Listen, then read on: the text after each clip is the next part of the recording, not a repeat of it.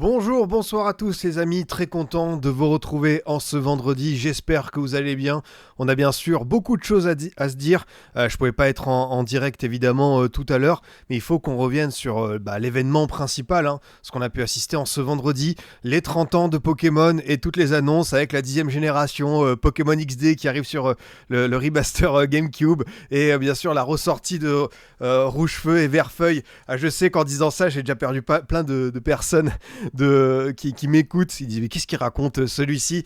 Oui, il y a bien sûr Pokémon, il n'y a pas que ça dans la vie, il y avait ce tirage au sort, Ligue des Champions, plus Europa, plus Conference League. On est fixé sur nos différents adversaires pour les clubs français, même au global, un petit peu la feuille de route, un petit peu ce qui va nous attendre sur les différentes confrontations, parce que c'est vrai que je me suis pas rendu compte, mais les huitièmes de finale, là, ça arrive 10-11 mars, c'est dans moins de 2 semaines, donc dans 10 jours, on a déjà nos premières affiches, ça va être quand même assez fantastique, assez corsé. Et on va prendre le temps de revenir sur le fameux PSG-Chelsea, puisque le PSG a hérité de Chelsea, c'était soit le Barça, soit Chelsea, deux adversaires pas simples en huitième, ce seront donc les Blues pour la 150e fois, je ne sais combien de fois, encore un Real City, c'était presque une évidence, à partir du moment où les deux étaient dans une partie de tableau identique, c'était sûr que ça allait tomber, et en plus ce qui est fou, c'est qu'il y a tellement eu de Real City ces derniers temps, que j'ai presque oublié qu'il y en a eu un en fait en phase de groupe dès cette saison, donc pour la deuxième fois, et du coup 2 matchs en plus, on va avoir encore une fois un Real Manchester City. On a aussi nos amis de Bodo Glimt qui vont donc affronter le Sporting. Bon, on va voir, est-ce que c'est un tirage cadeau, empoisonné? Parce que sur le papier, ça peut entrevoir un quart de finale, mais comme c'est pas un gros européen, tu te dis c'est bon, il va encore le faire, et finalement Bodo qui se retrouvait pas forcément dans une position d'outsider à 100%, le Sporting a peut-être un très bon coup à jouer. On a une partie de tableau aussi, on verra évidemment les tirages, la répartition, tout ça,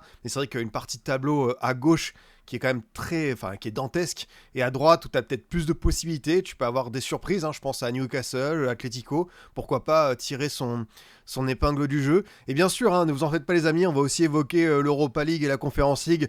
Vous êtes bien sur le stream, le live, les émissions de Scipion, donc si je ne parlais pas de ces compétitions le jeudi soir, il y aura un bug dans la matrice, mais on va revenir forcément, Lille et Lyon pouvaient se croiser, et finalement il y aura deux adversaires différents, donc plus de possibilités de voir des clubs français avancer. Après, franchement, Lyon-Celta et Lille-Aston Villa, c'est pas simple comme tirage. Bon, évidemment, encore plus pour le LOSC, mais Celta du côté de l'OL. Alors, on verra aussi pareil, partie de tableau très sympa, je trouve, pour l'OL. Comme d'habitude, en fait, le truc, c'est que quand tu dis, vous savez, c'est la fameuse formule, tirage au sort idéal. Ça veut pas dire que c'est fait, ça veut pas dire que c'est un tirage au sort facile. Quand je dis idéal, ça veut pas dire identique à facile. Il faut des fois prendre, c'est pas des pincettes, mais c'est de manière synonyme, ça signifie pas la même chose. Tout à l'heure, j'ai fait un tweet en disant, putain, l'OL, ils ont quand même partie de tableau, ils évitent Porto, Stuttgart, la Roma, Nottingham, Aston Villa. Oui, c'est vrai que c'est bien. Ça veut pas dire qu'ils vont être en finale quoi qu'il arrive. Il y a des gens qui disent, oh non, tu as mis le Celta. La question, elle est très simple. Tu préfères être dans la partie de gauche ou la partie de droite? En Europa League, je suis lyonnais, je suis très content d'être dans la partie de gauche. Après, ça veut pas dire encore une fois que c'est fait, que je vais arriver les pieds en éventail lors de la finale lors de la finale à Istanbul. C'est vrai, comme tu le dis, mai 12 mai, évidemment, il y a tous ces blessés. Mais encore une fois, si on prend factuellement le tirage au sort, c'est mieux d'être à gauche. Ça veut pas dire que ça va être une formalité. Donc par contre, le LOSC, eux, oui, c'est sûr, là, il y aura pas de truc oh là là, c'est compliqué, non, là, c'est une galère sans nom. Là, franchement, le LOSC, ça va être assez rude. Et on terminera par la plus prestigieuse des compétitions européennes, la Pipion League, avec Strasbourg, qui a donc hérité de Riega, qui évite la Fiorentina, mine de rien. Alors Fiorentina, bête un peu blessée cette saison, qui est sortie de la zone rouge en Serie A, qui a vécu un scénario un peu fou contre Jagiona en barrage, mais tu as quand même la possibilité pour Strasbourg d'avoir un parcours assez sympa. Je crois que tu as Mayence en quart de mémoire, donc les Strasbourgeois peuvent quand même se mettre assez bien de mémoire. Je crois que très clairement, tu as la possibilité. Crystal Palace est dans l'autre partie de tableau. Potentiellement, l'autre demi, c'est contre Rayo ou AEK Athènes. Donc Strasbourg a quand même une opportunité pour accéder à la finale. Après, faudra voir s'ils jouent le coup à fond, tout ça. Mais par contre, ça peut faire encore une fois une belle épopée européenne dans dans ce sens. Merci beaucoup à Visport pour le petit prime, merci beaucoup le boss, et j'en profite pour vous saluer, vous remercier sur le chat avec Thibaut qui dit oui on évite le Bayern, mais tu vas pas les éviter samedi hein, avec le classiqueur encore une fois. Salut à Megalex, salut à Nol, salut à Falex, salut à Ramax, salut à Azil, salut à Fullgun, salut à tout le monde, j'espère que vous êtes en forme, que vous êtes bien là, salut à Théo, Panda, Sam, les vrais de vrais qui sont présents, Marvigno qui est là pour la première fois, ça fait grandement plaisir. Ouais, comme je vous le disais, je pouvais pas live, j'étais occupé ce midi et en début d'après-midi pour le tirage au sort de la Ligue des Champions. Après, tout le monde l'a fait, mais ce qui est bien, c'est que ça permet de revenir un peu à froid. On a eu le temps d'avoir quelques déclarations et mine de rien, ouais, c'est vrai que faire un tirage au sort quelques heures après, au moins on a un peu tous les éléments, le bracket final et ça va être assez savoureux de voir un petit peu ces huitièmes de finale parce que ouais on rentre de manière concrète. Alors déjà le barrage, je trouvais que c'était une étape quand même assez sympathique, on a vécu de beaux barrages et bravo d'ailleurs hein, au LOSC, on en discutera hein, évidemment quand on reviendra sur leur match à venir contre Aston Villa, mais le match du LOSC hier m'a fait grandement plaisir contre l'Étoile Rouge parce que t'étais dos au mur, t'étais à l'extérieur, public pas simple, Étoile Rouge, Maracana, enfin vraiment, il n'y avait pas toutes les conditions favorables. Ils ont très très vite revenu au score avec le but de Giroud et le centre de Benjamin André, moyenne d'âge du but 75 ans. Et derrière, oui, tu vas en prolongation, tu n'as peut-être plus beaucoup d'énergie, mais tu as l'entrée d'Engoy, le Goats qui sur son premier ballon plante ce but. Donc voilà, je pense que le LOSC, c'est quand même compliqué la tâche, mais ils doivent être, quoi qu'il arrive, dans les 16 meilleures équipes d'Europa League. Ils y sont. Maintenant, c'est Aston Villa, quoi. Enfin... C'est Unai Emery, c'est le roi des jeudis soirs, c'est le meilleur effectif de la compétition. C'est dur, c'est rude, mais il y a 2 ans, il y a eu ce match en Conference League, exactement la revanche de 2024, où ça avait été au tir au but, ça avait été assez houleux. Hein. J'ai souvenir de la main de Matikage qui n'a pas été sifflée et qui a sans doute traumatisé des Lillois.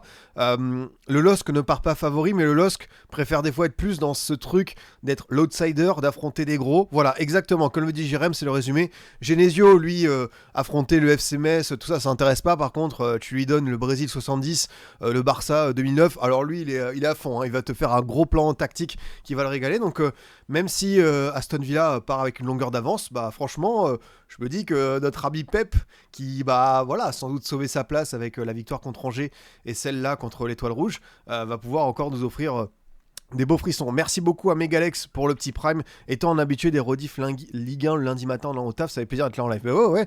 Et comme d'habitude, hein, pour ceux qui peuvent pas rester, ce sera mis très très vite en rediff sur YouTube. Également le COP de Scipion, le podcast que vous écoutez aussi assidûment. Petite pensée pour les auditeurs qui sont nombreux. Ne vous en faites pas les boss, tous les tirages au sort, toutes les affiches, on va les annoncer, les décortiquer. Quel match me hype le plus? C'est pas évident. En fait, t'as des matchs un peu d'outsider. Bon, il y a le Bodo Glimt Sporting pour l'histoire, un peu, est-ce que Bodo va aller en quart pour la première fois. Mais bon, le Tottenham Atletico, c'est voilà, hein, entre guillemets, les seconds couteaux européens qui ont peut-être une grosse carte à jouer dans cette partie de tableau. Le Real City, on l'a vu 150 fois, mais ça reste toujours des matchs quand même spéciaux. Newcastle-Barça, on a eu un petit aperçu en phase de groupe. J'aurais été presque plus preneur de ne pas avoir eu ce souvenir du premier match et de découvrir totalement cette affiche. Après, PSG-Chelsea, oui, c'est un classique du foot européen des années 2010. Mais récemment, à part la Coupe du Monde des clubs, on n'a pas eu forcément beaucoup de rencontres récemment. Donc, tu as aussi ce truc de revanche. Ça peut être quand même savoureux. Et franchement, les 2 matchs d'Europa des clubs français, je suis assez fan. Enfin, j'aime bien ces positions-là, justement. L'OL qui a une carte à jouer, mais le Celta, c'est archi relou. Donc, avec cette infirmerie, ça va pas être simple. Lille qui va devoir un petit peu sortir le grand jeu. Et notre ami Pep aime bien cette posture. Et puis, évidemment, Strasbourg qui a vraiment... s'ils peuvent aller au bout, un club français qui remporte une Coupe d'Europe, même si c'est la C4, est-ce qu'on est en position de faire les marioles et de bomber le torse? Alors oui, on a remporté 2 LDC, mais on a moins de trophées européens que le Portugal, que peut-être l'Écosse, je sais plus, mais il y a pas mal on a égalité avec l'Écosse. Donc ouais, il faut aussi qu'on sache mettre le bleu de chauffe. Merci beaucoup à Marvigno pour le petit abonnement. Tu régales le boss. Et je vous propose qu'on aille directement voir, parce que on a tellement de choses à se raconter sur ces différents tirages au sort. On va aller directement sur la Ligue des Champions. Ouais, la partie de gauche, hein, elle va pas être évidente. C'est extrêmement tendu. Donc on rappelle que le PSG affrontera Chelsea aller au parc, retour à Stamford Bridge. Donc c'est pas encore totalement fixé les calendriers. Peut-être que ça va tomber durant ce live parce que ça devait être annoncé vendredi soir. Donc aller 10-11 mars, retour 17-18. Le vainqueur de PSG-Chelsea affrontera Galatasaray Liverpool. À ce niveau-là. Ah, c'est annoncé parce que du coup, j'ai mon ami Fautmob qui a commencé à mettre le calendrier. Donc il y a déjà le calendrier un petit peu. Donc le PSG-Chelsea, ce sera le mercredi 11 mars à 21h. En même temps que le Real City. Bon, un peu déçu, hein, je vous avoue, de cette programmation-là. Et on a également le retour qui sera le 17 mars. Donc Chelsea PSG le 17 mars avec en même temps tous les autres clubs anglais, les City, Arsenal. Donc au moins on est fixé là-dessus. Ouais, c'est vrai que la programmation, est-ce qu'il n'y avait pas moyen de mettre le City Real à un autre moment que le Chelsea PSG? Un peu dommage sur ce point, mais ça permettra de laisser un peu en lumière d'autres affiches. Ouais, cette partie de tableau, elle est infernale. Et après, comme il y a j'allais dire comme il y a quelques mois, oui, c'était l'an passé, tu peux avoir Chelsea, tu peux avoir Liverpool, tu peux avoir City, tu peux avoir peut-être Arsenal dans l'autre partie de tableau. Tu peux faire encore une fois un truc 100% anglais, hormis la finale qui avait été contre l'Inter. Donc le PSG se prépare assidûment pour cette FA Cup, cette Carabao Cup. Ouais, t'aurais pu peut-être tomber sur un truc un peu plus clément, mais voilà, ça s'est décidé comme ça. Donc première partie de tableau, PSG, Chelsea, Galatasaray, Liverpool. En bas, c'est Real City, Atalanta, Bayern. Le Bayern qui peut retrouver City et le Real, pareil, hein, c'est devenu un classique du foot européen d'ici dès le quart de finale. Ensuite, on a forcément Newcastle-Barça et Atlético-Tottenham. Le Barça, sur le papier, peut être favori, mais c'est super ouvert. Franchement, si tu me dis qu'une de ces 4 équipes est demi-finaliste, je vais pas dire que c'est 25-25-25, mais il y a un coup à jouer pour chacune de ces équipes, et notamment, on pense à Atlético en mode coupe, qui a 15 points de retard, enfin qui a un peu plus de 10 points de retard en championnat. Tu as vraiment quelque chose d'assez sensationnel à aller chercher. Et la partie de tableau basse, oui, bien sûr, si on est objectif, c'est un boulevard absolu pour Arsenal. Donc à eux de faire le job.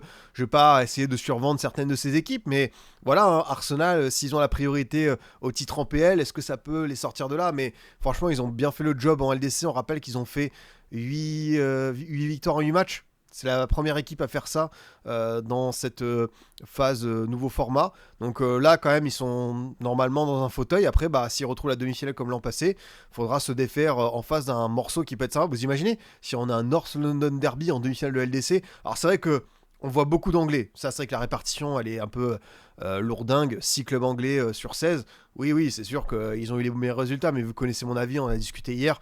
Je pense que dans le format LDC, il faut enlever cette place COEF UEFA, parce que déjà, ça fera un anglais de moins, comme un espagnol, un italien ou un allemand, et ça peut soulager le truc. Mais ouais, là, très clairement, ça fait beaucoup d'équipes. Newcastle, c'est mauvais à l'extérieur. Par contre, le match aller, ça va jouer. Ouais, Newcastle, après, ils en ont mis 6 à Karabakh. Je ne vais pas commencer à comparer Karabakh et le Barça. Mais Newcastle, c'est très clairement l'équipe qui doit faire le job à l'aller pour ne pas se retrouver démunis. Comme nous, c'est un peu comme Bruges Atlético. Tu vois, Bruges, super équipe à domicile. Le fait qu'ils ne soient pas repartis de cette première manche avec un but d'avance. Bon, derrière, ils en ont pris 4 à Madrid. Mais peut-être ça aurait donné un petit avantage psychologique d'avoir ce but d'avance. On va aller tranquillement sur les différentes rencontres. La vraie question, c'est ce que Bodo Glimt va le faire. J'ai commencé à dire mon avis, c'est à la fois un bon tirage objectivement, parce que c'est mieux de prendre le Sporting que le Real, mais en même temps, comme c'est un adversaire moins calibré que quand t'as battu Atletico, Inter, City, que t'as fait une à Dortmund, est-ce que c'est pas aussi piégeux d'être contre un adversaire que tu juges prenable? Après, pour le Sporting, on peut aussi inverser, hein, même si Bodo Glimt nous enchante tous, eux, ils sont aussi contents de tomber sur ça, plutôt que le Real. C'est vrai que ça peut être intéressant. Qui se qualifie? On va aller directement sur la question qui vous intéresse. Qui se qualifie entre PSG et Chelsea? C'est le remake de cette finale de la Coupe du Monde des clubs. On s'en souvient bien, victoire 3-0. Et j'ai pas envie de dire qu'on arrive dans le même contexte, parce que c'était l'été, qu'on sortait d'une saison où Chelsea avait pu ménager certains de ses joueurs en conférence. Paris n'avait pas eu trop le choix, avait aligné des joueurs qui sortaient d'une saison à 60 matchs. Après, Chelsea n'avait pas du tout volé ce résultat, hein. Franchement, ça avait été la meilleure équipe. Mais le fait que ce soit dans 12 jours et qu'on voit ce PSG fatigué avec certains joueurs qui qui tirent la langue, qui n'ont pas eu beaucoup de repos. On peut penser à Vitinha et surtout quelques cadres. Forcément, Fabien Ruiz qui n'a pas encore de date de retour. Est-ce que Ousmane Dembélé sera là? S'ils sont là, est-ce que c'est à 100% ou est-ce que ce sera pas plutôt à 60, 110%? Et ça peut quand même être complexe.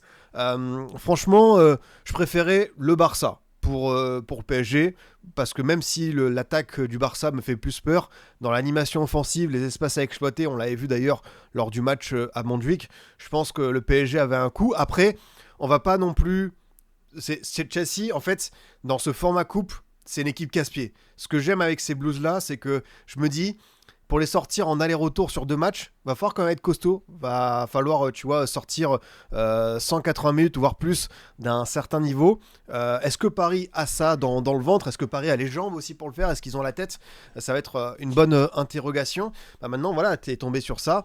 Après, Chelsea... Ils ont leur faille aussi, hein. Ils sont capables, à la maison, par exemple, cette saison en Première Ligue, t'as 2 points qui sont pris sur 9 possibles, t'as fait nul contre Leeds, nul contre Burnley, t'as perdu contre Sunderland.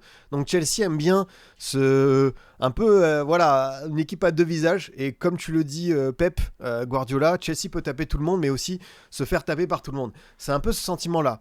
Mais si Chelsea décide de mettre le curseur très haut, comme ils savent le faire dans ce type de rendez-vous, il avait fait sur la victoire 3-0 contre le Barça. Alors oui, il y avait l'occasion de Ferran Torres qui aurait pu changer un peu tout. Mais franchement, c'est une équipe qui est vraiment pas simple à jauger. Mais pour moi, elle sera prête pour ce rendez-vous-là. Justement, j'affiche un peu faute mob pour avoir un peu les états des effectifs. Alors, il y a Fabian, il y a peut-être la petite blessure de Joao et les jeunes N'Jantou Mayoulou et surtout le Ballon d'Or en incertain. Côté Chelsea, voilà, t'as Essugo, t'as Estevao qui va sans doute revenir avec Cucurella, Gittens sera pas là, t'as Cowell qui se remet des croisés, t'as Mudryk qui est porté disparu. Mais moi, c'est le milieu de terrain, quoi. Le gros milieu de terrain de Chelsea avec, comment il s'appelle, Caicedo, Enzo un peu plus haut, voire Rhys James qui rentre intérieur par rapport à un Malo Gusto, André Santos. Ça me fait un peu peur pour ce PSG qui est fatigué. Après, ils ont des attaquants. Voilà, João Pedro, très fort. Cole Palmer, je m'en méfie parce que c'est pas sa meilleure saison, mais il a eu cette blessure également. Mais dans ce genre de rendez-vous, ça peut être un peu effrayant. Après, il y a des joueurs qui sont assez réguliers, les Neto, les Garnacho, qui sont capables du meilleur comme du pire. C'est pas non plus une défense incroyable. C'est une défense qui a ses failles, mais ça a su aussi s'élever à un très très bon niveau. On l'avait vu lors de la finale de la Coupe du Monde des clubs. Et la dernière donnée à prendre en compte, c'est Rosseignor. Parce que Rosseignor Est-ce que Rosseignor, il a fait 3 partout lors du match aller en Ligue 1 avec Strasbourg, il a fait la victoire 2-1, et l'an passé, le match aller au Parc, je m'en souviens plus ce que ça avait donné, PSG Strasbourg 2024, d'un point de vue du résultat, il avait gagné 4-2. Donc Rosseignor contre le PSG, c'est une victoire, un nul, une défaite, ce qui est quand même très bien quand tu es l'entraîneur de Strasbourg et que tu accroches cette équipe comme ça. Donc c'est déjà un coach qui connaît cette équipe par rapport à Ligue 1. C'est une équipe qui... Non, mais bien sûr, le 2-1 Pipion, c'est équipe C. Bien sûr, je le sais, mais on reprécise quand même que même dans le contenu, Rosseignor s'est embêté le PSG. Il l'avait fait avec Strasbourg. Là, avec un meilleur matériel, c'est sûr qu'il peut peut-être y avoir un peu plus de chance. Ah ouais, vous êtes quand même 2 tirs à voir Chelsea se qualifier par rapport au PSG. Franchement, c'est un match qui est difficile à prévoir. Moi, est-ce que je mets une petite pièce PSG? Je sais pas, cette équipe, elle a un truc à chaque fois spécial. En vrai, la grosse question, c'est, comme toujours, est-ce qu'ils vont avoir ce match déclic? Est-ce qu'ils n'ont pas besoin d'être au fond du trou pour se réveiller? Ils ont perdu ce match 1-0 contre Liverpool, ça a écrit quelque chose. Ils étaient menés 2-0 contre City, ça a écrit quelque chose. Est-ce que ce PSG-là a pas besoin d'être un peu plus challengé? Ils ont été, tu vois, mis dans le doute par Monaco, par le Sporting, par le Bilbao, par Newcastle. Mais ils n'ont pas encore eu cette équipe qui a été capable de les mettre à 2 buts de distance et terminer comme ça sur 90 minutes. C'est pour ça que ce défi contre Chelsea, il va conditionner le reste de la saison. Est-ce que cette équipe sera prête pour ce rendez-vous-là qui s'annonce quand même hyper important? Et bien sûr que tu as cette fatigue et tout, mais voilà, est-ce que aussi on peut le prendre on respecte Monaco, mais est-ce que les Parisiens on se sont pas dit, bon bah c'est comme Brest l'an dernier, hop, on va faire le boulot tranquillement et puis on va passer en huitième. Là, t'as quand même eu un Monaco qui t'est rentré dedans, qui a proposé quelque chose d'intéressant. Est-ce que Paris va pas se dire, bon bah ça y est, hop, on switch sur l'autre tournoi. En plus, bah là, je remets, mais c'est vrai que derrière, ça peut être à chaque fois du très très lourd.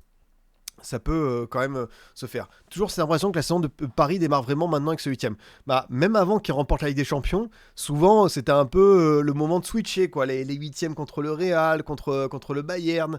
T'as eu le Barça, t'as eu Chelsea, t'as eu plein d'équipes dans ces rendez-vous à l'aube du printemps. Et on va voir s'ils sont capables justement de faire ce petit coup d'accélérateur. D'ici 15 jours, tu as aussi du côté de Paris des trucs un peu à résoudre. Le gardien, je pense que ça va pas changer, qu'on aura toujours Safonov au cage. Est-ce que tu as des joueurs qui vont pouvoir se remettre un petit peu Je pense forcément à Hakimi, qui a pas fait un bon match contre Monaco.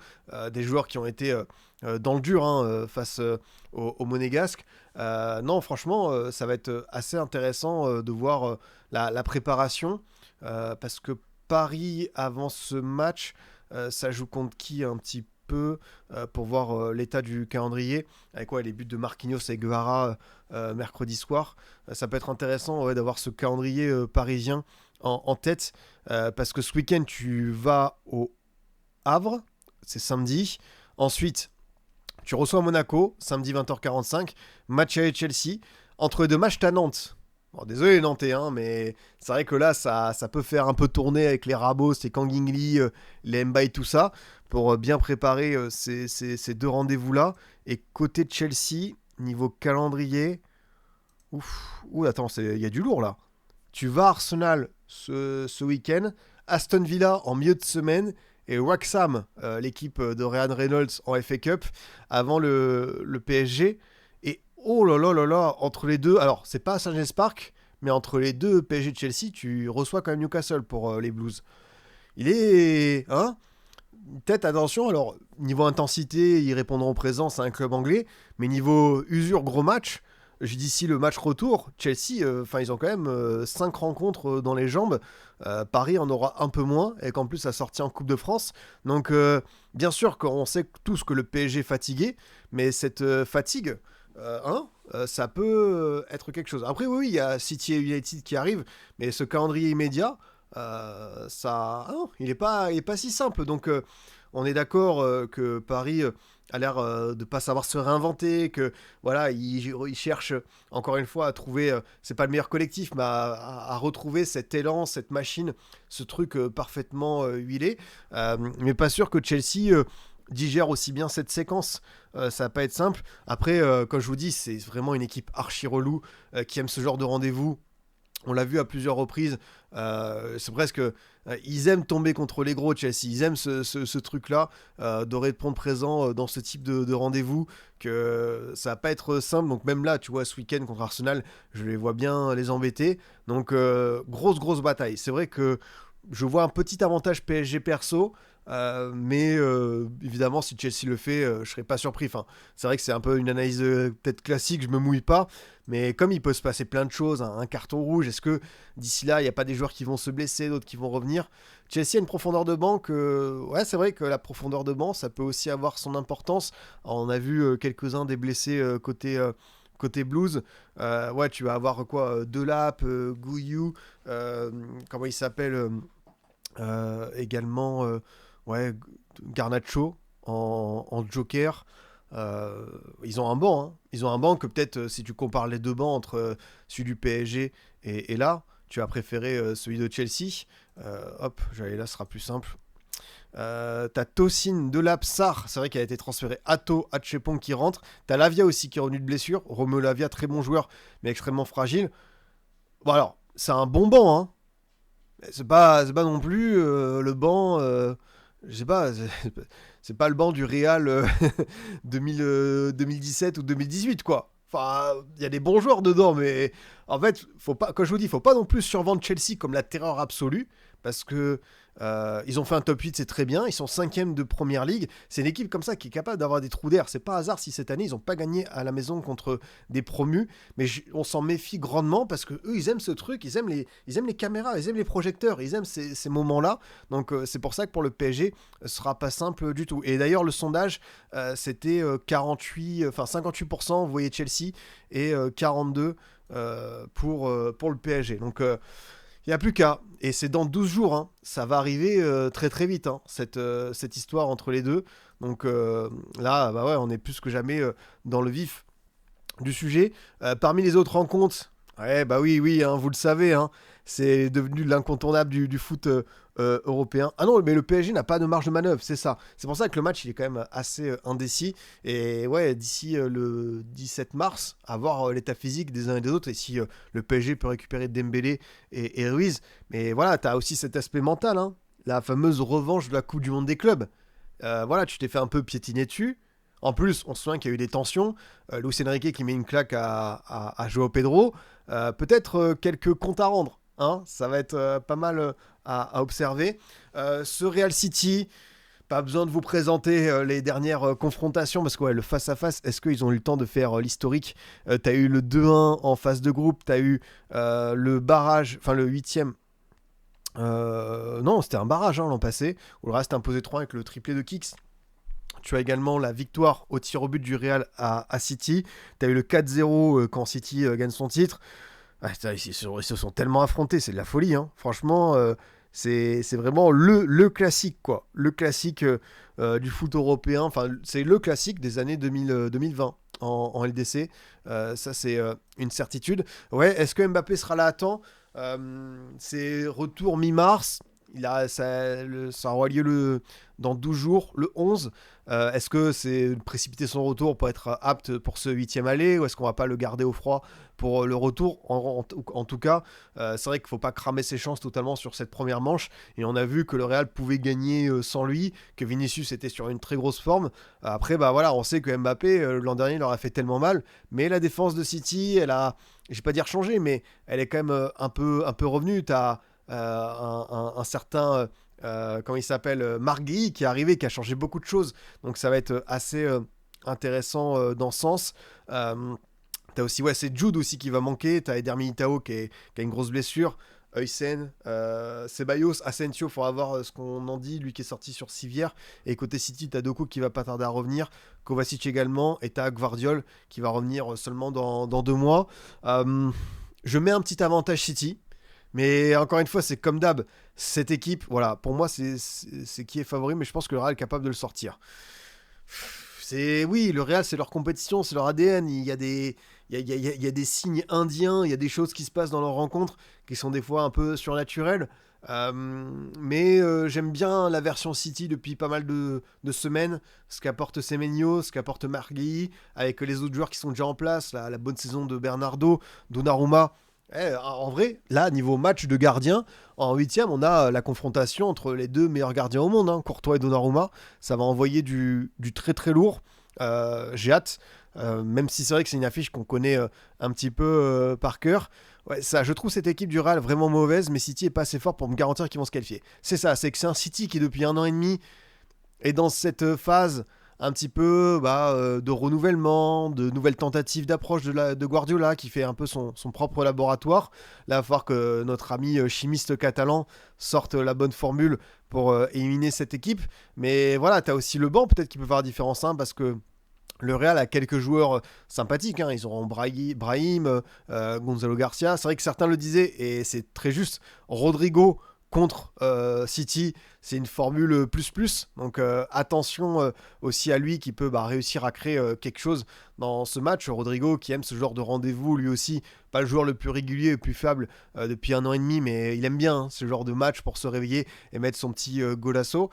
Mais le banc de City, tu vois, avec peut-être un Cherki, peut-être un Savigno, un Marmouche, pas mal de joueurs comme ça. C'est là aussi où le banc peut faire la différence. Comme tu le dis, Etihad, c'est ça. C'est vrai que ça peut aussi faire la différence. Scipion, tu savais que la première équipe qui marque entre les deux se fait éliminer depuis le 1-2. En fait, ça m'étonnerait pas que dans tous ces Real City historiques que tu aies des stats qui soient un peu rigolotes. Et ouais, c'est vrai, comme le dit Shinra, oui, bien sûr, il y a aussi le titre qui peut se jouer par rapport à Arsenal. On sait que City a un match en moins et peut revenir à 2 points des Gunners. On aura aussi un match à l'Etihad dans quelques semaines. Ça peut conditionner pas mal de choses. Quel visage du Real on va avoir? Mais t'as Vini qui est bien, t'as des cadres qui reviennent bien aussi, je pense à Tchouaméni. Ouais, franchement, avantage City, mais c'est un avantage 55-45. Celui-ci, je le trouve pas évident. Peut-être faire un petit sondage pour voir qui va se qualifier selon vous entre ces deux équipes. En fait, c'est ouf parce que, comme je le dis à chaque fois, le Real peut avoir vraiment un visage collectif pas abouti, où tu as beaucoup de lacunes, mais on a vécu tellement de choses. Vous faites partie de la même génération que moi. On a vu le Real renverser des trucs de manière improbable, que même si il y a 15 absents, qu'il n'y a que 12 joueurs aptes sur la feuille de match, qu'ils ont perdu 3-0 à l'aller, mais c'est par hasard si le match contre Arsenal, ils le perdent 3-0, il n'y a pas grand-chose à dire, mais on a essayé de nous vendre ce retour. Bon, après, l'an passé, c'était trop mauvais, donc ils ont été punis par comment s'appelle les Gunners. C'est à cause de quoi que Mbappé est pas présent contre Benfica? C'était une blessure au genou et du coup là il a été préservé. Il va manquer normalement 2 prochaines semaines le Kicks. Donc on va voir ce que ça peut donner. Trop d'écart pour moi cette année entre le Real et City. Ouais, c'est ouf parce que l'an dernier, c'était presque l'inverse. L'écart n'était pas grand entre le Real et City, mais le Real était quand même mieux que ce City-là qui avait perdu contre le Feyenoord, qui avait vraiment subi de grosses défaites, quoi. On va continuer à avancer tranquillement, parler de chaque match. Ah, celui-ci. Ah là là là, les amis. Dans l'immense Asmira Stadion où Bodo Glimt va recevoir le Sporting. Bodo Glimt qui bien sûr nous a tous enchantés, qui a fait cet exploit d'éliminer l'Inter, 2 victoires aller-retour, rideau, rien à dire.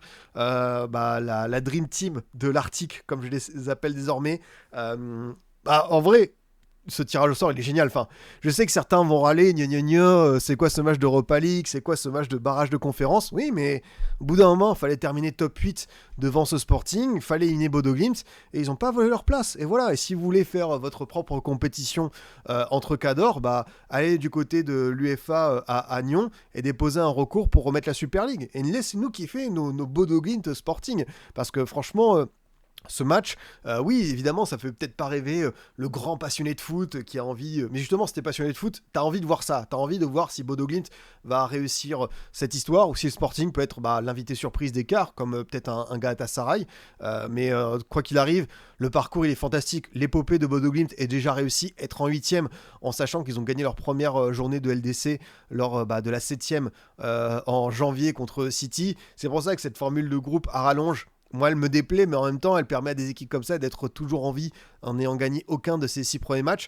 Mais voilà, on se souviendra de toutes ces bonnes performances. Maintenant, pour moi, c'est un tirage piège. Parce qu'on se dit, tiens, c'est évidemment sur le papier la meilleure équipe à affronter, le Sporting, mais ne pas inverser peut-être, tu vois, le rapport de force. Le Sporting, par rapport à son effectif, son vécu, tout ça, ça doit être le favori, mais comme maintenant Bodo Glimt, on commence à un petit peu à les cerner, ça va pas être évident tu vois, à détacher. Et ce qui va être intéressant, c'est de savoir quelle approche ils vont être d'un point de vue du jeu. C'est ça, en plus, Bodo Glimt ne pratique pas du tout un jeu dégueulasse. Enfin, moi, ce qui me plaît, et je le répète, c'est une équipe qui est capable de à peu près tout faire. Franchement, Keitino Hyssen, le coach, il est capable d'avoir vraiment une assise défensive, de savoir souffrir. Ça peut bien sortir des ballons. En possession, c'est intéressant. Tu as du jeu en petit périmètre, tu as des exploits individuels. Tu as aussi des joueurs qui peuvent aller très très vite en transition. Donc non, c'est vrai que ce Bodo Glimt-là... a plusieurs plans pour embêter ses adversaires. Et le Sporting, ce qui est bien, c'est que maintenant, le Sporting, ils vont pas prendre ce match à la légère. Ils vont devoir jouer au max, pas en se disant Bodo Glimt, c'est le tirage idéal, mais ça peut faire un truc. Ça me rappelle beaucoup le parcours de l'Ajax en moins fort. C'est vrai que c'est peut-être, comme le dit Fiatus, il y a moins d'argent. Pour que ce soit l'Ajax, en fait, comme tu as déjà sorti 5 équipes, enfin, tu as fait ces 5 gros résultats, mais t'es qu'en 8ème, bref... Après, on s'en souviendra, parce que là, s'ils tapent le Sporting, ils vont quand même se retrouver en quart de finale. Enfin, on rappelle que c'est la première fois que Bodo Glimt est en Ligue des Champions. Avant, ils ont juste fait de l'Europa, de la conférence, et c'est quand même fabuleux ce qui leur arrive. Donc assez intéressant de voir ces différentes oppositions. Juste, je vais peut-être mettre le match, le dernier entre le Sporting et Moorens pour voir un petit peu les différentes compositions d'équipe, savoir un peu les forces en présence, parce que le 11 de Bodo Glimt, c'est bon, vous êtes rodés, hein, si on fait une compo à trous, vous le connaissez par cœur.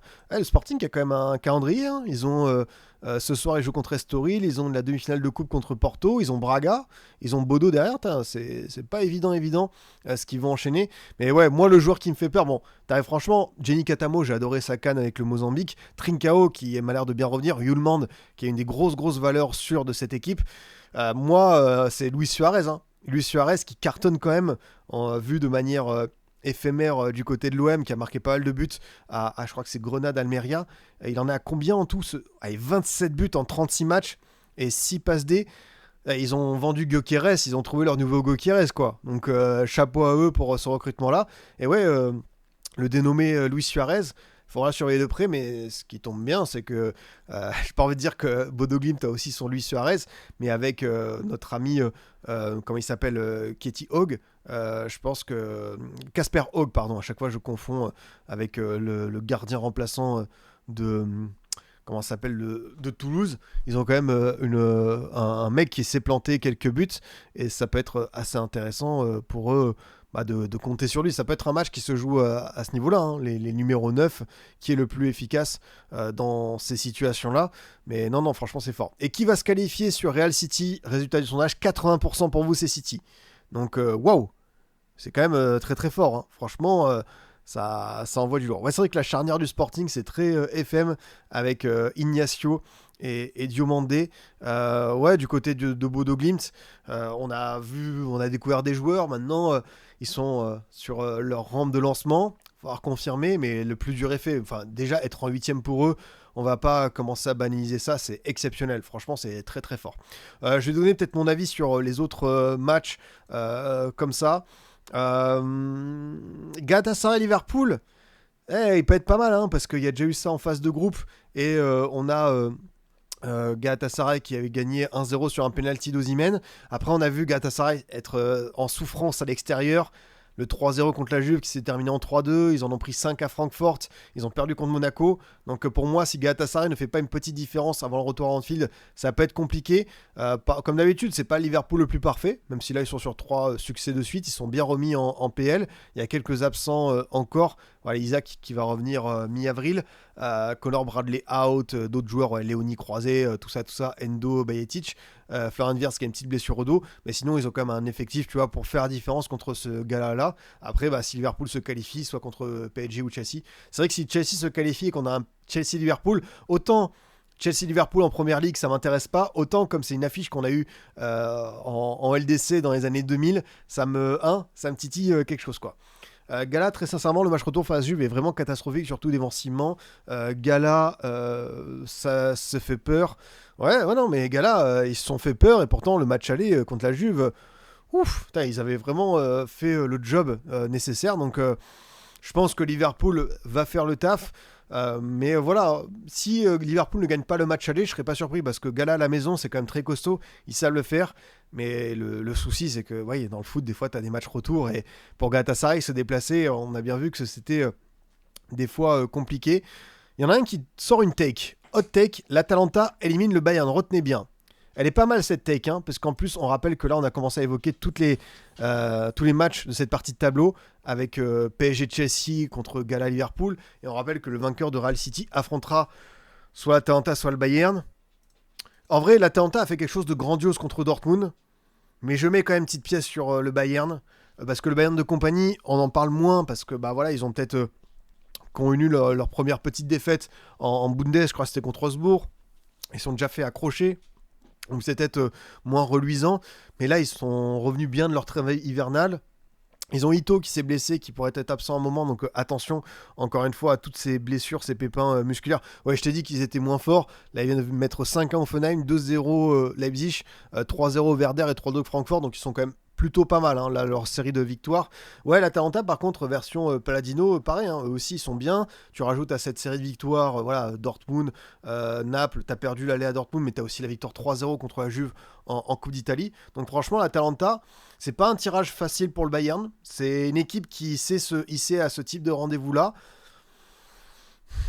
Je vois le Bayern quand même. Enfin, J'aimerais aussi vous rejoindre sur l'aspect surprise, mais franchement, le Bayern de cette saison, ils ont quand même un secteur offensif, ça tourne bien. C'est vrai qu'il y a le classiqueur en plus ce week-end, donc ils peuvent également envoyer un message. Après, ce qui est bien, c'est que l'Atalanta, voilà, ils ont fait leur remontée, ils ont eu leur match clé. Est-ce qu'ils ont quelque chose à perdre chez Par contre, De Ketelaere risque pas d'être là pour le huitième, c'est quand même un très bon joueur. Kristovic qui a pris le coup, le crampon de Ben Sebaini qui est marqué un certain, on verra ça. Ouais, tout est possible, une suspension à blessé côté Bayern. Non, c'est sûr, mais quand tu vas voir arriver Kane, Olise, Diaz, Lennart Karl ou Moussiala ou je ne sais qui, ou Niabri, ouf, franchement, ça peut être quand même très tendu. C'est vrai qu'il y a beaucoup de matchs qui sont intéressants. En vrai, bon, moi, il m'en faut pas beaucoup, hein, mais tous les matchs, ils ont un intérêt. Je vais pas pouvoir tous les regarder. Mais c'est vrai que bon, bah, pour l'aspect PSG, club français, le PSG Chelsea, il est là. Le Real City, voilà, on l'a vu 150 fois comme la grande vadrouille, mais on va continuer à le voir parce que c'est un classique et qu'on va prendre notre petit bonheur là. T'as des matchs hyper intéressants. Est-ce que Bodo va le faire? Est-ce que l'Atalanta, les Leverkusen peuvent créer l'exploit? Et puis cette partie tableau qu'on va évoquer juste après, Newcastle-Barça, Atlético-Tottenham qui est assez équilibré. Non, franchement, c'est des huitièmes. Moi, ils me plaisent. Il y a des matchs qu'on connaît un peu par cœur, mais il y en a d'autres, voilà, où ça peut donner derrière des quarts vraiment sympathiques. Et justement. Avec le Newcastle Barça, match aller dans 11 jours seulement. Hein. Comme je vous dis, ça va arriver très très vite. Hein. C'est dans moins de 2 semaines. On a ce premier match à St. James Park. On a quelques blessés côté Newcastle avec Fabian Schär, Lewis Millet, Bruno Guimaraes, Livramento qui va revenir normalement. Mais Guimaraes absent. Alors en face, tu as aussi De Jong qui manque à l'appel. Tu as Christensen qui s'est fait les croisés et Gavi qui est en phase de réactualisation. Je crois que Gavi est revenu à l'entraînement. Donc peut-être sera trop juste. Mais Guimaraes De Jong, tu vois, c'est quand même un milieu de chaque côté qui est absent, donc ça va pas être évident. Pareil, je pense que si tu as vu le retour à St. James Park, c'est comme pour pas mal d'équipes, hein, comme Galatasaray, le Newcastle doit faire un coup à la maison pour ensuite se déplacer au Camp Nou avec certaines ambitions. Ils en sont capables, c'est une équipe qui est capable de battre tout le monde à la maison. À l'aller, le Barça avait compté sur un très très bon Rashford avec son doublé, avec un Johan Garcia qui avait fait ses premières parades, ses premières sorties, ses premières interventions décisives en Ligue des Champions. Donc ils ont déjà su résister à la tempête du nord de l'Angleterre. Donc c'est quand même une petite donnée à prendre en compte. Après Newcastle, bah, quand tu vois cette équipe qui sait tellement bien se projeter à la perte du ballon et avoir des attaques éclairs, on sait que ça peut être un des soucis du Barça avec la ligne de flic et le hors-jeu. Donc attention, je pense à... Et voilà, j'ai Anthony Gordon, Flash Gordon, qui fait des sprints à 35 km/h. Attention à ça, même Voltema 2, tout ça.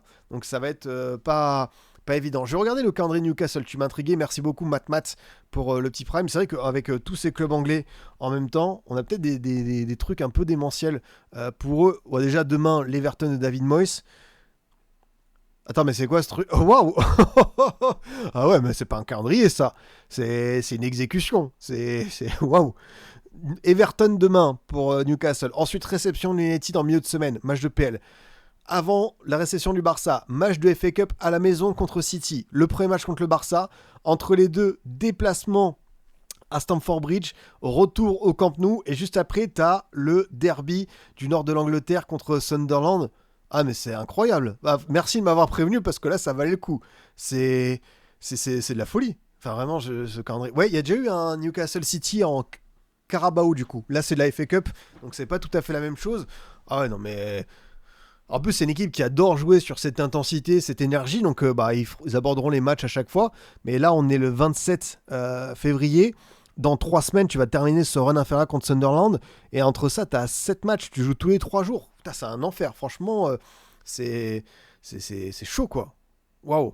Ils vont payer les plumes Newcastle, notamment le Barça. C'est vrai que pour le coup, ça peut être un avantage pour le Barça, qui a quand même lui aussi son retour contre l'Atlético en coupe.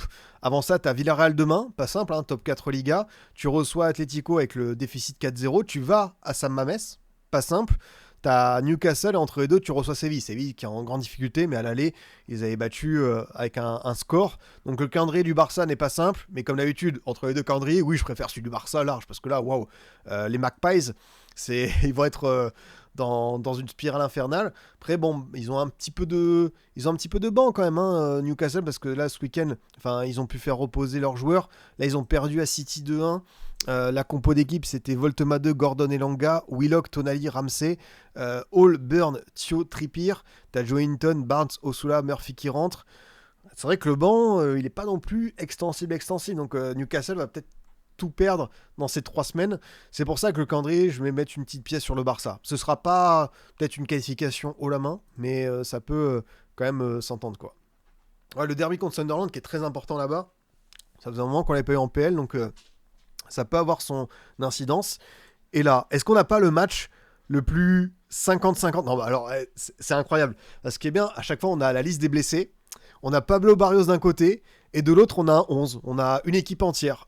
Côté Tottenham, actuellement blessé, t'as Ben Davis, Kulusevski, Udogie, Madison, Danso, Bergval, Kudus, Porro, Betancourt, Odobert. T'as 10 joueurs, tout simplement. Il te manque un gardien, et t'as vraiment de quoi faire une équipe, quoi. Ouais, c'est ça. Tu fais peut-être 2-3 changements de poste et t'as de quoi faire une équipe. Donc, c'est absolument une ère. Et en plus, t'as des grosses blessures. Hein. Odobert, ligament croisé. Madison, le croisé également, qui revient fin de saison, même presque peut-être pas. Hein. Oh là là, non, mais c'est de la folie. C'est vrai que leur saison à Tottenham, elle a mal tourné en PL parce que t'as aussi cette malédiction de l'infirmerie. Mais ils ont quand même terminé 4e de cette phase de groupe. Alors, c'est vrai qu'ils avaient un calendrier qui pouvait être plus abordable que d'autres. Je vais vous poser la question qui se qualifie. Hop, on va pour voir ça un petit peu. Mais je pense que c'est un match qui peut être équilibré. Mais comme cet Atlético s'est mis en mode, on va faire ces fameux matchs couperés, les coupes, Coupe d'Espagne, Ligue des Champions, on l'a vu contre Bruges, on l'a vu contre le Barça en Liga, on a peut-être un peu trop de retard, ça vaut pas le coup de se dépouiller là-dessus. On va quand même assurer ce fameux top 4, puisqu'on a 6 points d'avance sur le Betis. Ouais, on a 3 de retard sur Villarreal, mais on a combien sur le Barça ? T'as 13 points de retard sur le Barça avant le dernier tiers du championnat, ça m'a l'air quand même un peu compromis. Mais si on se dit, tiens les gars, on donne tout à fond, bah, la Coupe d'Espagne, on a vu le 4-0 à l'aller, ok, magnifique. Et maintenant, cette Ligue des Champions, où t'as quand même la chance pour Atlético d'avoir un parti tableau ouvert. Coucou, comment on se retrouve, ça pourrait affronter le Barça au tour suivant, et l'Atlético qui pourrait revenir en demi de LDC pour la première fois depuis 2017. Alors c'est pas fait parce que l'Atlético, ça a tout de l'outsider parfait. C'est une équipe qui est relou à jouer, qui a individuellement qui a des joueurs qui sont des fois des top 5 à leur poste, mais qui aussi des fois déjouent, n'arrive pas à confirmer, a une étiquette de favori, comme là ça va être le cas contre Tottenham, et ne confirme pas. Donc attention aussi à un excès de confiance côté Colchoneros, mais là c'est vrai quand tu vois la liste d'absents côté Tottenham, et peut-être l'envie aussi de se concentrer sur terminer un peu la saison PL, prendre un matelas de points sur la zone rouge, ça peut avoir son incidence. Tottenham va le faire. Madison et Kulusevski, s'ils sont présents cette saison, la saison elle change totalement. Je suis d'accord avec toi. Je suis totalement d'accord avec toi. Faut pas que Griezmann parte maintenant. Atletico peut faire un truc. Bah, c'est vrai que c'est la der de Griezmann. Hein. Je sais pas si vous avez vu la news, mais normalement tout est acté. Griezmann va rejoindre Orlando, le club qui avait accueilli Pato et Kaka en MLS. Donc le last dance de Grisou. Faut qu'il parte avec une coupe. Alors, la Coupe d'Espagne, ça peut être quand même assez accessible. Mais tu as aussi cette Ligue des Champions. Voilà, hein, il reste quelques matchs à faire. Et dans cette partie de tableau, tu es quand même très bien loti. Parce que, imaginons que Atlético fasse le coup, tape le Barça et tout. Demi-finale, ça peut être Arsenal. Est-ce que c'est injouable pour Atlético d'affronter Arsenal? Alors, le plus dur, c'est qu'à chaque fois, tu vas devoir te déplacer.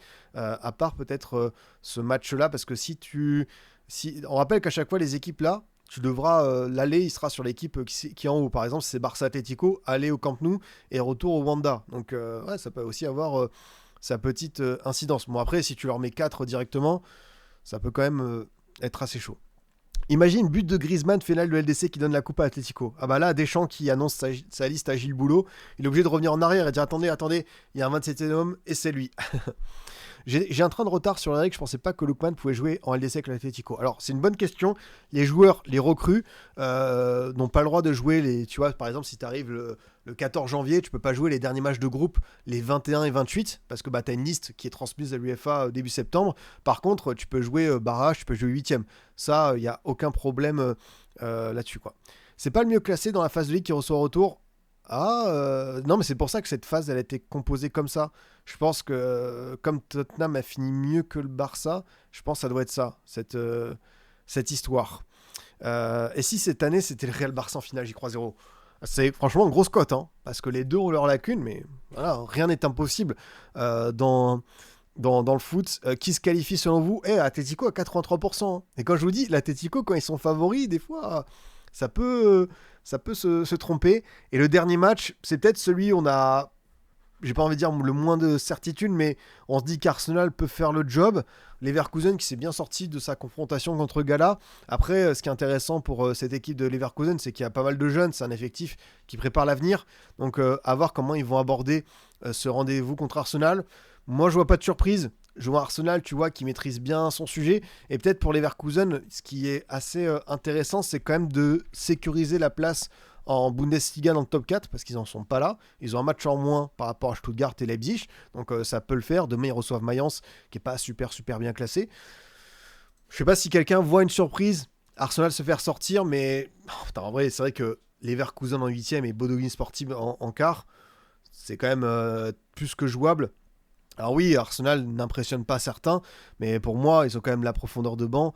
Ils ont des joueurs voilà, qui peuvent tourner et ils feront le job pour arriver peut-être frais, hein, en demi-finale de Ligue des Champions, même si la priorité, ça restera cette première ligue pour eux. Ils courent depuis plus de 20 ans, donc si proche, attention à ne pas craquer dans ce sens. Si Arsenal sort, c'est la honte. Ah bah, de toute façon, quand tu as ce parcours-là, si t'es pas en demi-finale, c'est un échec, faut le dire, c'est un échec. Tu peux te faire sortir parce que bah, tu tombes sur une giga surprise, si Bodo Glimt a fait l'exploit, Leverkusen peut le faire, hein. C'est pas impossible. Mais comme tu le dis, Pep, hein, Arsenal en jeu, j'ai pas trouvé fou, mais c'est trop solide derrière. Puis Gyökeres, on dit attention, ça le fait pas, mais là il va quand même de marquer un beau doublé contre Tottenham, contre une équipe de Bundesliga qui en a pris 7 contre le PSG, qui est capable de prendre des gros scores. Moi je vois bien ce diable de Gyökeres marquer un petit triplé, c'est un match qui peut lui correspondre, hein. Ça, c'est clair. Donc voilà, qui se qualifie selon vous? Atlético Tottenham. On a quand même notre réponse avec ces bons vieux colchoneros. Je pense qu'on a à peu près tout dit sur ce tirage au sort LDC. Si je pense que vous avez compris à peu près mes pronostics, je vais dire PSG, Liverpool, City, Bayern. Je vais dire Barça, Atlético, Bodo Glimt Sporting. On est parti pour une belle aventure avec Bordeaux. J'ai envie de dire Bordeaux, mais pour moi, le Sporting a vraiment aussi c'est un très bon tirage pour eux. Et ce serait génial de les voir en quart, mais Bordeaux, parce que c'est un truc un peu dingue. Et Arsenal. Donc c'est vrai que les petits points c'est vrai que c'est le PSG Chelsea où tu as le plus de doutes potentiels. Franchement, c'est la rencontre qui est la plus serrée, indécise. Mais je vois quand même le PSG le faire, quoi. Je sais comment te faire perdre en quiz sur enjeu. MDR, cite-moi les clubs de cœur de Braque. C'est vrai que t'as pas tort. Là, c'est même pas un quiz, hein. Faudrait une émission de 2 heures pour tous les énumérer.